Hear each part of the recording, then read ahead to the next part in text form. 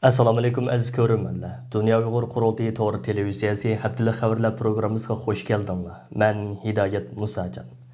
Tövəndə sizlərə bu haftadan bu yan yüz bergan Uyg'urlarga munosabatlik ba'zi muhim hodisalarni eslatib o'tmoqchimiz. Tövəndə diqqətinizlər haftalik xabarlar programmamızning tafsilotida bo'lsin.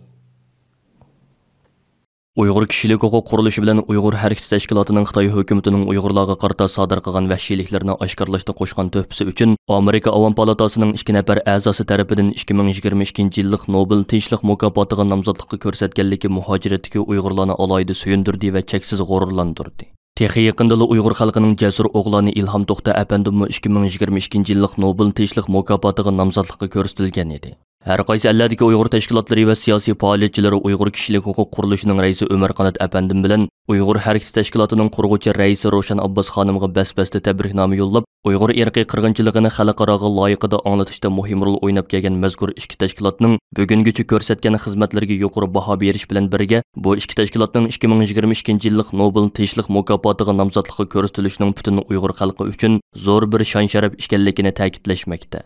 Dünya Uyghur Qurultayı 5 fevral günü bu münasebet bilan e'lon qilgan bayonotida Qurultay tarkibidagi bu ikki tashkilotning 2022 yillik Nobel Tinchlik mukofotiga nomzodlikqa ko'rsatilganligini qizg'in tabriklash bilan birga, mazkur ikki tashkilotning mustabid Xitoy hokimiyatining Uyg'urlar ustidan yurgizayotgan irqiy qirg'inchiligini, jazo lagerlari va majburiy emgak tuzumini, Uyg'urlarni majburiy dinsizlashtirish, xitoylashtirish, naslini quritish, madaniy meroslarini yo'q qilish, Uyg'ur muhojirlariga ziyonkashlik qilish qatorliq bir yurish jinoiy qilmishlarini dunyo jamoatchiligiga, jumladan Amerika xalqiga anglatishda ilib borgan o'limli xizmatlarni to'liq muayyanlashtirdi.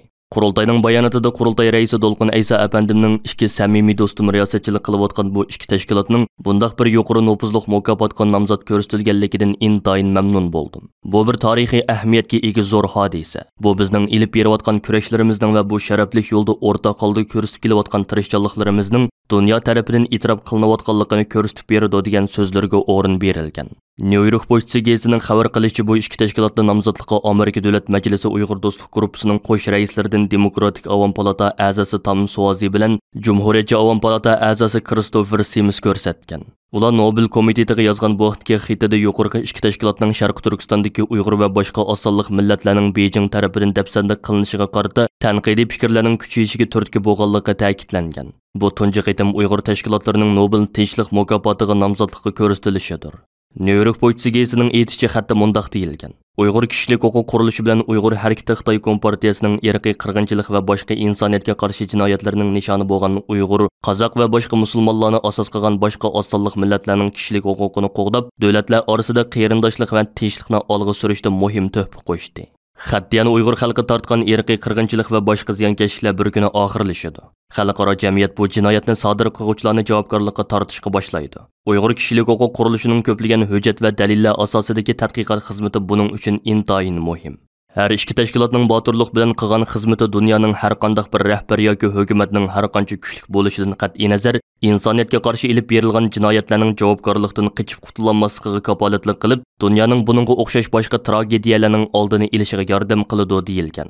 Bu nomzodlikning irqiy qirg'inchilik olimpiki deb atalgan Beijing qishliq olimpiki boshlangan dal 4 fevral kuni e'lon qilinishi kuzatuvchilarning kuchli diqqatini qo'zg'adi. Dünya Uyghur Qurultayı İcraiya Komitetining raisi va Uyg'ur Kishilik Huquq Qurilishining direktori Ömer Qanat apandi bu vaqtda qilgan so'zida ikki Uyg'ur tashkilotining Nobel Tinchlik mukofoti nomzodligiga ko'rsatilishining mohiyati muhojiratdagi barliq Uyg'ur faoliyatchilarining xalqaro e'tirof qilinishi bo'ladiganligini. Şoň növbetde Uyg'urlar qirg'in qilinayotgan favqulodda sharoitda buning alohida ahamiyatga ega ekanligini bildirdi. Uyg'ur Hareketi Tashkilotining raisi Roshan Abbas xonim bu vaqtda qilgan so'zida bu qitimqa nomzod ko'rsatish mohiyatda muhojiratdagi Uyg'ur tashkilotlari yillardan buyon har qaysi davlatlarda o'xshamagan shaklda davom qildirayotgan faoliyatlarning xalqaroda yana bir qitim e'tirof qilinishi hisoblanadi deb ko'rsatdi. Dunyoning har qaysi ellərdə faoliyat ilib berayotgan Uyg'ur tashkilotlari turli shakldagi norozilik faoliyatlarini uyushtirish orqali 4 fevral boshlangan Beijing irqiy qirg'inchilik olimpikini boykot qilish bilan birga Sharq Turkistonning yaqinqi zamon tarixidagi zo'r hodisalarning biri hisoblangan 5 fevral g'ulji qirg'inchiligining 25-yilligini xotirladi. Oldingi qitimli xabarlar programmamizda Amerikaning Washington, Avstraliyaning Sydney, Melbourne va Adelaide, Yaponiyaning Tokyo, Turkiyaning Istanbul, Angliyaning London qatorliq shaharlarda o'tkazilgan namoyishlar haqida qisqacha ma'lumot berib o'tgan edik. 4 fevral günü yani Germaniyaning Myunxen shahrida Dunyo Uyg'ur qurultiyi, Yevropa Sharq Turkiston birligi, İlham To'xtini qo'llash guruhi va Germaniya Uyg'ur ma'rif va madaniyat birligining o'rtaq uyushtirishi bilan o'zga chutusini olgan zo'r ko'lamlik namoyish o'tkazildi. Avtomobillarni vatanimiz Sharq Turkistonning ay yulduzliq ko'k bayrog'i va Xitoyga qarshi lozunkalar bilan bezgan yuzlagan namoyishchilarimiz maxsus erkinlik karvoni tashkil qilib, Myunxen shahridagi Trezin viza maydonidan Xitoyning Myunxen shahridagi konsulxonasi oldiga qarab yurish qildi.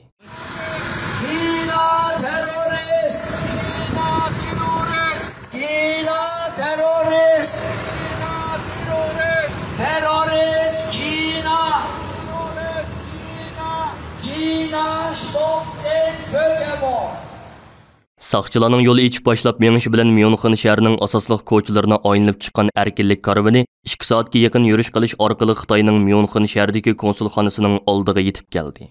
Germaniya federal parlamentining ba'zi a'zolari, Dunyo Uyg'ur qurultiyining raisi Dolqun Aysa, Yevropa Sharq Turkiston birligining raisi Asqarjon, İlham To'xtini qo'llash guruhining raisi Anvarjon qatorliqlar Xitoy konsulxonasi oldidagi namoyishda qilgan so'zlarda mustabid Xitoy hokimiyatining Uyg'urlar ustidan yurgizayotgan irqiy qirg'inchilik jinoyatining hozirma ham shiddat bilan davom qilayotganligini xotirlatib o'tish bilan birga, Beijing irqiy qirg'inchilik olimpikiga yo'l qo'ygan va uningga sharoit hozirlab bergan Xalqaro Olimpik komitetini va uning raisi Thomas Bachni qattiq tanqidlashdi. Ondan başqa yana Dunyo Uyg'ur qurultiyining tashabbusi bilan 5 fevral kuni Yevropa Milliy ko'rish tashkilotining Germaniyaning Gelsenkirchen shahridagi sho'bisining jamisida 5 fevral g'ulji qirg'inchiligining 25-yilligini xotiralash va Sharq Turkiston shahidlarining ruhi uchun Qur'on tilovat qilish faoliyati o'tkazildi. Mazkur xotirlash faoliyatiga alohida taklif bilan Myunxen shahridan berib qatnashgan qurultay raisi Dolqun Aysa va qurultay fondining raisi Abdujalil Ahmad boshchiligidagi qurultay hay'ati jamiga to'plangan turk qarindoshlarimizga Sharq Turkistonning umumiy vaziyati, zolim Xitoy hokimiyatining Sharq Turkiston musulmonlari ustidan rahimsizlarcha yurgizayotgan turli zulm siyosatlari, bo'libmi mustabid Xitoyning Sharq Turkistonda yurgizayotgan majburiy dinsizlashtirish, mozorliq va masjidlarni chiqib tuzlab vayron qilish, diniy asarlarni ko'ydirib yo'q qilish, diniy zotlarni jazo lagerlari va turmalarga solib ziyonkashlik qilishdek bir qator jinoiy qilmishlari haqida tafsiliy ma'lumot berish bilan birga, Yevropada yashayotgan turk musulmon qarindoshlarni Sharq Turkiston musulmonlariga haqiqiy yo'sinda ega chiqishga chaqirdi. Shu kuni yana qurultay raisi Dolqun Aysa apanda alohida taklif bilan Yevropadagi turk qarindoshlarimiz orasida zo'r nopuzga ega bo'lgan markazi Avstriyaning poytaxti Viyanadagi Kanal Yevropa televiziya stansiyasini ziyorat qilib, mazkur televiziya kanalining g'ulji qirg'inchiligining 25-yilligi munosabati bilan uyushtirgan maxsus suhbat programmasiga qatnashib, Uyg'ur irqiy qirg'inchiligining asosliq boshlanish nuqtalarining biri hisoblangan 1997-yildagi 5 fevral g'ulji qirg'inchiligining maydoniga kelish sabablari haqida ma'lumot berdi. Shundaqla programma riyosatchisining Sharq Turkiston va Uyg'urlar masalasi, Turkiya hukumatining Uyg'urlar masalasiga tutib kelgan pozitsiyasi qatorliq ko'plagan savollarga tafsiliy tushuncha berib o'tdi. Kanal Yevropa televiziyasi o'tgan yili Dunyo Uyg'ur qurultiyining iltimosi bilan Yevropadagi turk va musulmonlar orasida Uyg'ur sud kollegiyasiga yordam to'plash safarbarligi boshlatgan edi. Ondan başqa 4 fevral günü Germaniya matbuotlarida Dunyo Uyg'ur qurultiyining raisi Dolqun Aysa Beijing Olimpiki mohiyati bir irqiy qirg'inchilik o'yini deb ko'rsatdi sarlavhalik cho'ng hajmlik ziyorat xotirasi e'lon qilindi va mazkur maqolada Dolqun Aysa apandimning bayonlari orqali Xitoyning Uyg'urlarga yurgizayotgan qirg'inchilik siyosati qayta yo'ritib berildi. Mazkur maqola Germaniyaning har qaysi matbuotlaridan keng doirada o'rin oldi. 4 fevral kuni yana Dunyo Uyg'ur qurultiyining chaqirig'iga asosan Germaniyaning Karlsruhe shahrida g'ulji qirg'inchiligining 25 yilligini xotirlash va Beijing irqiy qirg'inchilik olimpikini boykot qilish maqsadida birlashma namoyish o'tkazildi. Birlashma namoyishga xatar ostidagi millatlarni qo'g'dash tashkiloti, Xalqaro kechirim tashkiloti, Karlsruhe kishilik huquqni qo'g'dash tashkiloti, Tibetlarga yordam qilish tashkiloti qatorliq 8 tashkilot va Karlsruhe Uyg'ur mashrabining a'zolari qatnashdi.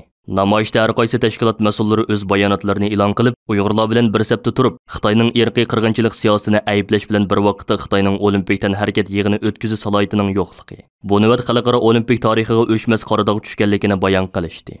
Dunyo Uyg'ur qurultiyining chaqirig'i bilan 5 fevral kuni yana Germaniyaning Frankfurt shahar markazida bir guruh Uyg'ur qarindoshlarimiz g'ulji qirg'inchiligining 25-yilligi munosabati bilan Xitoyga qarshi namoyish o'tkazib, g'ulji shahidlarga bo'lgan hurmatini izhor qilish va ularning ruhiga duo qilish bilan birga Uyg'urlarga qarta rahimsizlarcha irqiy qirg'inchilik yurgizayotgan mustabid, zolim, fashist Xitoy hokimiyatiga la'nat yog'dirdi.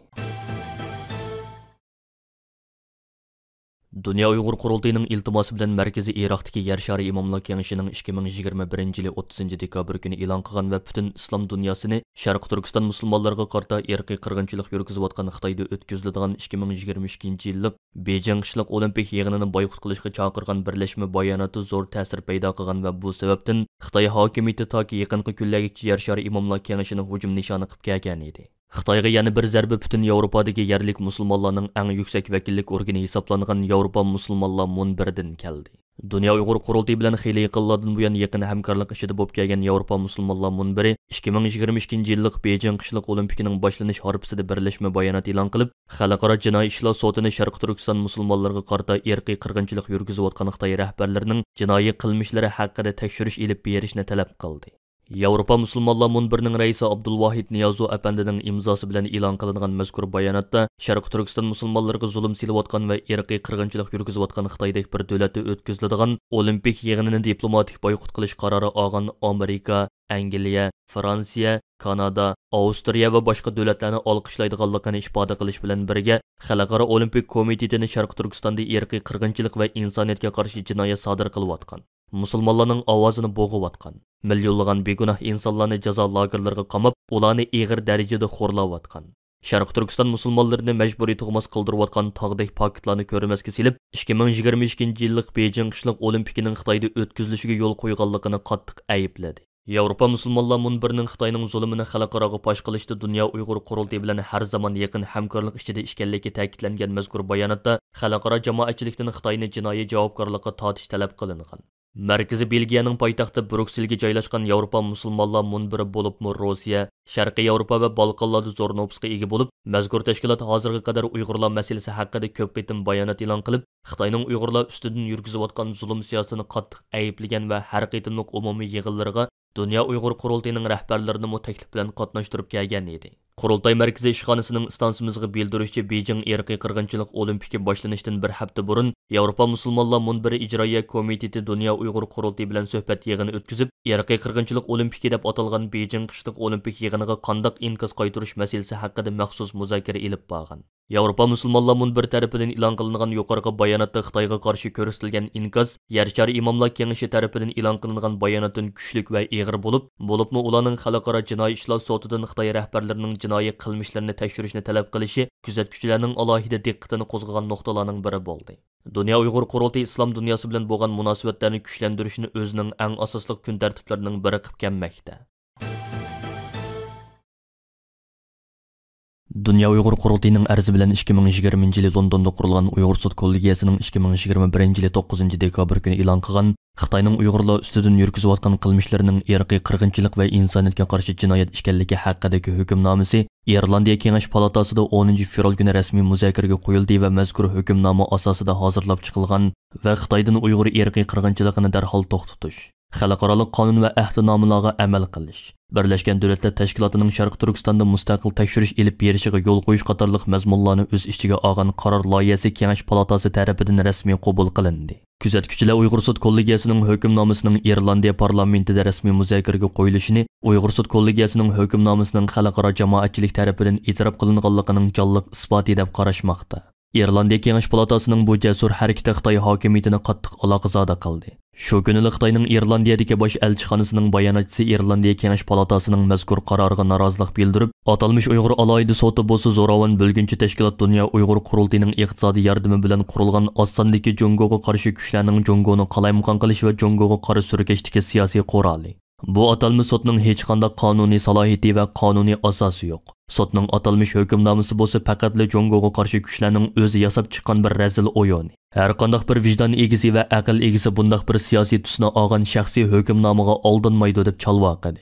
Dünya Uyg'ur Qurultayıning raisi Dolqun Aysa apandi bu munosabat bilan bugun istansimizga qilgan so'zida Irlandiya Kengash palatasining mazkur qarorni qizg'in qarshi oladiganligini va bu taklif loyihasini hozirlab chiqqan Kengash palata a'zosi Michael McCool apandim boshchiligidagi barliq palata a'zolariga butun Sharq Turkiston xalqi nomidan alohida rahmat aytadiganligini ifoda qilish bilan birga Uyg'ur sud kollegiyasining hukmnomasining tunji qitim bir parlament tarafidan rasmiy muzokaraga qo'yilishining tarixiy ahamiyatga ega zo'r bir hodisa ekanligini, buning Uyg'ur irqiy qirg'inchiligini qabul qilish masalasida hozirgacha ishkilinib turayotgan hukumat va parlamentlar uchun jasorat baxsh etadiganligini bildirdi.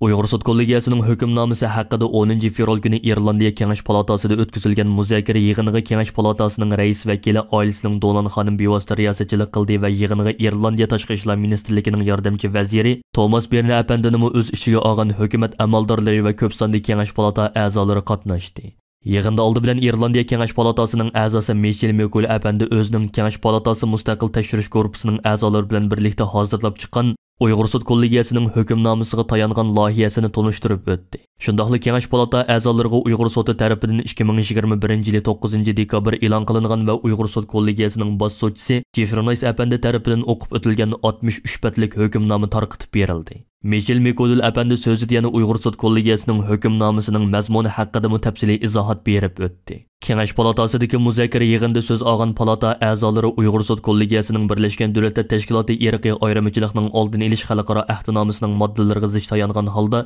ko'p taraflamalik dalil isbotlar, guvohchilar, shohidlar va Xitoyning o'zining bir qism hujjatlariga asoslanib turib, Xitoyning Sharq Turkistonda Uyg'urlarni asos qilgan xalqlarga yurgizayotgan qilmishlarining irqiy qirg'inchilik va insoniyatga qarshi jinoyat ekanligini qonuniy asoslar bilan dalillab chiqqanligini. Növətdə Xitay hakimiyyətinin Şərq Türkistanda ilib beriyotgan qilmishlarining Uyghur Sud kollegiyasining hukmining to'g'ri ekanligini ko'rsatib beriyotganligini. Shunga Irlandiya Kengash palatasining Uyghur Sud kollegiyasining hukmnomasini asosiy dalil qilib, Xitoy hukumatini irqiy ayirmachilikning oldini olish xalqaro ahdnomasining ruhi bo'yicha javobgarlikka tortish lozimligini ta'kidlashdi. Irlandiya tashqi ishlar ministrligining yordamchi vaziri, palata a'zosi Thomas Berni apandini qilgan so'zida Xitoyning navbatda Uyg'urlarga qarta yurgizayotgan jinoiy qilmishlaridan qattiq andisha to'yayotganligini ifoda qilish bilan birga, o'zining Uyghur Sud kollegiyasining hukmnomasini muayyanlashtirganligini va e'tirof qiladiganligini ta'kidlab o'tdi. Dünya Uyghur Qurultayının arzi bilan 2020-yili Londonda qurilgan Uyghur Sud kollegiyasining 2021-yili 9 dekabr kuni Xitoy hukumati Uyg'urlarga qarata irqiy qirg'inchilik va insoniyatga qarshi jinoyat yurgizayotdi deb hukm chiqarishi xalqaroda intayin zo'r inkas qo'zg'agan edi. Hukm e'lon qilinib, ertasi Birlashgan Davlatlar Tashkiloti kishilik huquq kengashining bayonotchisi Robert Kovli janvada o'tkazilgan muxbirlarni kutib olish yig'inida muxbirlarga qilgan so'zida Uyghur Sud kollegiyasi to'plagan Uyg'ur vaziyati haqidagi uchurlarning kishini to'liq tashvishga soladiganligini bildirgan. Uyghur Sudi Xinjiangdagi Uyg'ur va boshqa musulmon osonliq millatlarning vaziyatiga munosabatli kishini to'liq tashvishga soladigan texmi ko'p uchurlarni oshkorladi deb ko'rsatgan edi. Uyghur Sud kollegiyasining hukmnomasi e'lon qilingandan keyin ba'zi hukumatlar, parlamentlar, qonun organlari va xalqaro kishilik huquq tashkilotlari mazkur hukmnomani Uyg'ur irqiy qirg'inchiligiga munosabatli eng muhim qonuniy asos sifatida foydalanib kelmoqda. Uyghur Sud kollegiyasining 63 betlik hukmnomasida yana Xitoy hukumati tomonidan Uyg'urlarga qarata o'tkazgan irqiy qirg'inchilik va insoniyatga qarshi jinoyatlarga Xitoy Kompartiyasining bosh sekretari Shi Jinping, Atalmış Uyghur Abdunum Rayliq Partikumining sobiq sekretari Chin Chuangu qatorliqlarning bevosita javobgar ekanligi bildirilgan edi. Dünya Uyghur Qurultayi Uyghur Sud kollegiyasining bu haqdagi hukmini asos qilgan holda Xitoy rahbarlarini jinoiy javobgarlikka tortish uchun Argentina sotiga arznoma sunishga hozirlanmoqda. Argentina sotiga Uyghur Sud kollegiyasida guvohlik bergan ba'zi shohid guvohlik berishga taklif qilinadi.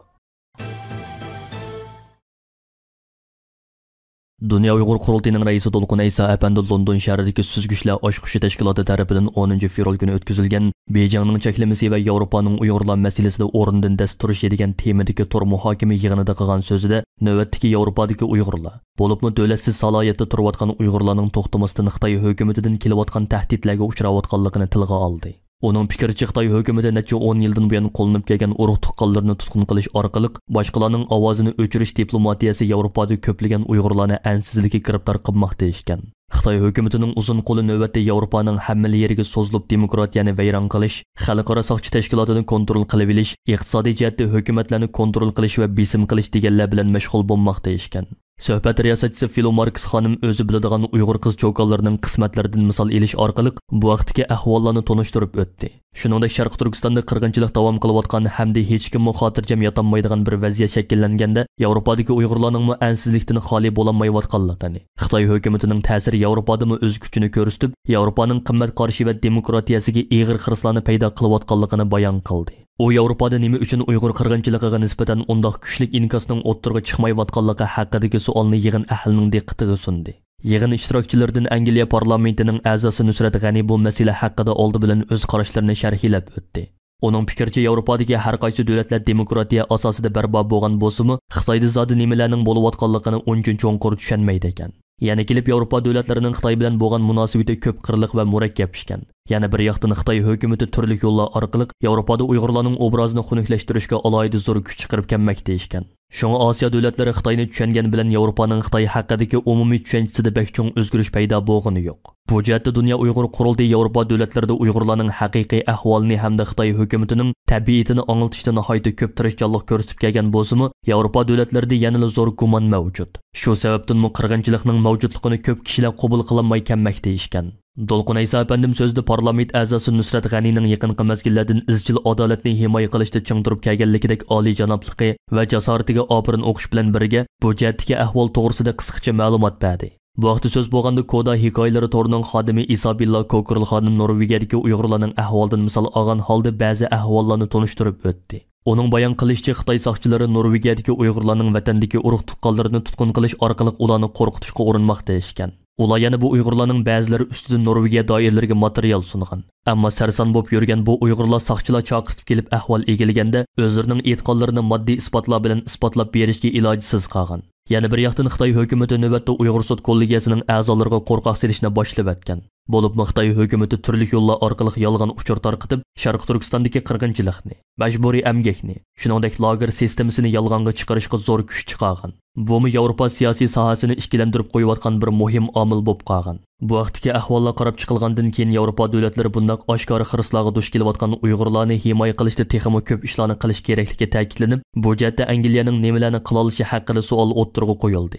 Dolqun Aysa efendi bu vaqtda fikr qilib, Xitoy hukumatining Uyg'urlarni bostirib qolmasdan navbatda o'zlarining kommunistik qimmat qarashini Yevropaga kengaytirish, shu orqali Yevropadagi demokratiyani halok qilish hamda Yevropani o'zgartirishga urinayotganligini eskartib o'tdi. Onun fikirçi bu jarayonda Xitoylarning Yevropadan texnika o'g'irlashimi avish olmoqda ishkan. Xitoylarning tabiatini bakmo yaxshi tushungan Uyg'urlar va Tibetlar bu vaqtda Yevropani ko'p qitim ogohlantirgan bo'lsa-mu, ularning Xitoy haqidagi gumonida texi undaq zo'r o'zgarish paydo bo'lmagan. Bundaq ahvolda Yevropa ittifoqiga a'zo davlatlarga Xitoyning tabiatini texmi yaxshi tonishtirish bakmo muhim ishkan. Shuning bilan birga Yevropa davlatlarining bir yoqidan bosh chiqarib Uyg'ur qochqinlarga, jumladan Idris Hasanga o'xshash 3-chi bir davlatdan Xitoyga qaytarilish xavfiga duch kelayotgan Uyg'urlarga, shuningdek Tailandda yil-yillab qamoqxonada yetayotgan Uyg'urlarga ega chiqishi bakmo muhim ishkan. Angliya parlamentining a'zosi Nusrat G'ani xonim Xitoy hukumatining tahdidlari qatorida ularning o'ziga jazo qo'yganligini tilga oldi. Uning fikricha Angliya hukumatining Uyg'ur musofirlarga panohlik berish sonini oshirishga qoyil qilish navbatda bakli muhim ishkan. Ular hozir bu masalada Dünya Uyg'ur Qurultayı bilan bir qator ishbirligi qurayotgan bo'lib, bu ahvol ayni vaqtdagi Yahudilarning Yevropada qosh-qosh bo'lgandagi ahvoliga bakmo o'xshab ketadi ekan. Dolqun Aysa efendimning qarashicha o'tgan 30 yil jarayonida Yevropa davlatlarining Uyg'urlar haqidagi tushanchisida g'oyat zo'r o'zgarishning borligiga kelganligidek reallik amaliyoti Yevropaning Xitoyni tushunishida ma'lum bir bosqichning tamom bo'lganligini ko'rsatdi ekan. Şoňa ularning Xitoy bilan bo'lgan kelgusidagi munosabatida Uyg'urlar masalasining muhim o'rin egallishiga qarata yanada zo'r darajada umidvor ekan. Ma'lum bo'lishicha Yevropa davlatlari Xitoy bilan bo'lgan munosabatni qanday davom qildirish masalasida ko'p qitimlab muzokaralarda bo'lgan bo'lib, bu masala hozir har darajalik hukumatlar astoydil o'ylashayotgan temalardan bo'lib qolmoqda ishkan. Beijing irqiy qirg'inchilik olimpiyasiga boshlangan dal 4-fevral kuni Nobel tinchlik mukofotiga nomzod qilib ko'rsatilgan Uyg'ur harakati tashkilotining qurg'uvchi raisi Roshan Abbas, Amerika Uyg'ur tadqiqot markazining mudiri Abdulhakim Idris ishkaylan Krodiyaning poytaxti Zagreb shahri bilan Chexiyaning poytaxti Praga shahrida bir qator faoliyatlarni ilib bordi. 2 oyning 3-kunidan 6-kunigacha Krodiyaning poytaxti Zagreb shahrida orqa-orqadan faoliyat o'tkazib Uyg'urlarning hozirgi ig'ir vaziyati, dunyodagi har qaysi davlatlarning Uyg'ur masalasiga bo'lgan pozitsiyasi va olgan tadbirlari to'g'risida ma'lumot bergan.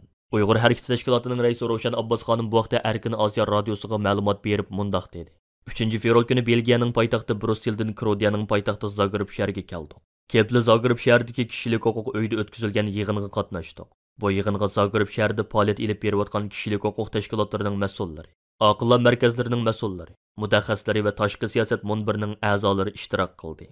Roshan Abbas xonim 2 soat davomlashgan yig'inda Uyg'urlarning hozirgi ig'ir vaziyatining tafsiliy o'tirg'i qo'yilganligini bayon qilib mundaq dedi. Krodiya boshida sobiq Yugoslaviya yemirilib mustaqil bo'lgan Balkan davlatlarida xalqning Uyg'urlar to'g'risida ko'p ma'lumoti yo'q ekan. Biz Uyg'urlarning beshiga kelgan echinishlik ahvollarni anglatgan vaqtimizda bak ta'sirlanib ketdi. Chunki bu rayondami yaqinqi yillarda millatlar orasida zo'r urushlar bo'lgan ekan. Krodiya bilan Serbiya o'rtasidagi jangda izdiraksiz yo'q bo'lib ketgan nihoyatda ko'p kishi bor ekan. Onun üstüge 1992 yılda Bosniyada irqiy qirg'inchilik bo'lgan ekan. Şunu bizning deganlarimizdan bekla ta'sirlandi. Amerika Uyg'ur tadqiqot markazining mudiri va Dunyo Uyg'ur qurultayining sobiq bosh taftishi Abdulhakim İdris Efendi Krodiyada Uyg'urlar haqida faoliyat bo'lib boqmagan davlat ekanligini.